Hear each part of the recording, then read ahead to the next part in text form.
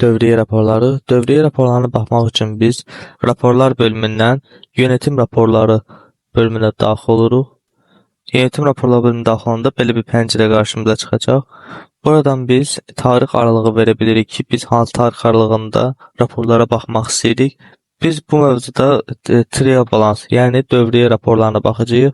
Misal üçün, ayın 29-cu tarixinə olan dövriyə balansını, günlük dövriyyəmi öyrənmək istəyirəm. Onun üçün də başlanğıc günü ilə bitiş gününü eyni qoyuram və PDF raporları bölümündən günlük mizan, trial balansı raporlarına baxıram. Daxil oluram və qarşıma belə bir rapor çıxır. Günlük mizan, trial balans. Nədir bu? Burada görürük ki, dündən gələn devrədən bakiyə 3470. Yəni, dünəndən gələn 3470 manat ödənməmiş məbləğim var. Yəni, otelin dünəndən qalan ödənməmiş məbləği 3470 manatdır. Gəliri var daha doğrusu. Və bu gəlirə plus bugünkü gəlirdən room və late checkout var. Yəni, gecikmiş checkoutla 770 və 50. 820 manat da bugün gəlib 820 manat. Və bunlar toplanandan sonra bir də ödəmələr var ki, hansı ki, dünəndən qalmış ödəmələr ola bilər və yaxud bugünkü ödənmiş ödəmələr ola bilər. Bunlar da gəlir, bura düşür. Misal üçün, baxaq bura. Kaş ödənilib bugün 140 manat, 50 manatdır. Viza ödənilib, City Ledger'də 600 manat ödənilib. Deməli, belə bir hesablayaq. Dündən gələn bu qədər idi. Bugün 820 manatlıq da gəlir olub, yəni bu qədər də xidmət göstərilib. Toplayırıq bunu 3470 plus 820. 3470 plus 820 eləyir 4290 manat. Və mən ondan 790 manat çıxıram. 4290-dan 790 manat çıxırıq. Yerdə qalır 3500 manat. Həmçinin belə bir nəticəyə gəlir çıxmaq olar ki, gəlirdən 820-dən çıxıb bugünkü ödəməni yerdə qalıb 30 manat borc. Yəni 30 manatlıq devrədən bakiyə. Və mən bu 30 manatı da dünəndən qalan borcumun üstünə gəlsəm 3470-in sabaha qalan bakiyə 3500 manat olacaq.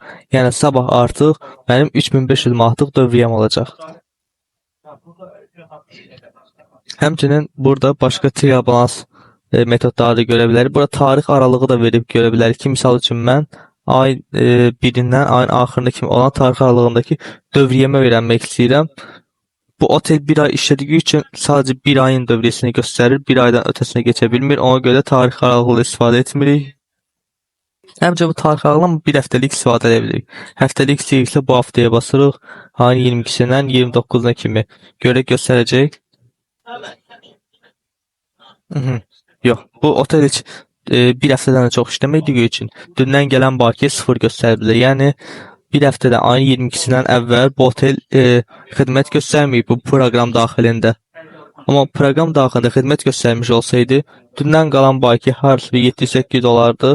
Onu da sizə bunları toplayıb nəticədə yarına devrədən bakiyəni görmüş olardı ki, necə ki, əvvəlki bir raporda eyni gəldi. Çünki tarix yenə ayın 29-u bitir. Ona görə də 3500 yenə 3500 olaraq qalır. Günlük mizan, departman plus gəlir kod. Bu nə deməkdir? Bu da əslində trial balansdır. Sadəcə bizə gəlir qrupunun kodunu göstərir. Yəni, bu ekstra bir məlumatdır. Sadəcə burada dündən qalan, dündən devir. Bu ayın 22-sidir. Dündən qalan. Dəqiq biz burada tarix aralığını düzgün qoymadıq. Bunu ayın 29-dan qoyaq. Və elənçinə baxaq. Deməli, dündən qalan 3470 manat. 3470 manatın üstünə 820 manatlıq bugünkü gəlir və bugünkü ödənişə çıxandan sonra bugün 30 manat dövriyə qalır sabaha. Və 3470 üstünə 30 gəlinib